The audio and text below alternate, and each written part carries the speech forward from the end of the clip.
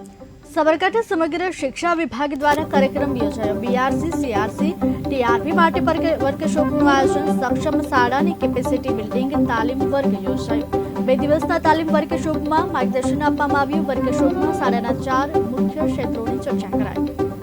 સમગ્ર શિક્ષા અંતર્ગત રાજ્ય કક્ષાની સૂચના મુજબ રાજ્ય કક્ષા યુનિસેફ અને સમગ્ર શિક્ષાના સહયોગ અને અન્ય સહયોગી સંસ્થા દ્વારા સક્ષમ શાળાની એક એપ્લિકેશન બનાવેલી, જે અંતર્ગત 4 ઘટકોમાં 120 વિધાનોનું ઓનલાઈન એપ બનેલી છે। એપ દ્વારા શાળાના દરેક આચાર્યએ એપ ભરી અને શાળામાં કઈ સ્વચ્છતાની સુવિધાઓ, સેનિટેશનની સુવિધાઓ એ સંદર્ભે એપ ભરવાની છે ને એના સીઆરસી બીઆરસી દ્વારા પછી એનું ક્રોસ ચેકિંગ થશે અને સ્વચ્છ વિદ્યાલય પુરસ્કાર જે રાજ્ય અને નેશનલ કક્ષાએ અપાય છે એમાં એક મહત્વનો આનો રૂલ છે। તેમજ શાળા કક્ષાએ શાળાની બિલ્ડિંગ અને એનું કુદરતી વાતાવરણ, ગ્રીન સ્કૂલ પ્રોજેક્ટ અને સલામતીની જે બાબતો છે એ બાબતોમાં આજરોજ આ તાલીમમાં 2 દિવસની સીઆરસી બીઆરસી માટે આપણે ચર્ચા કરવાની છે।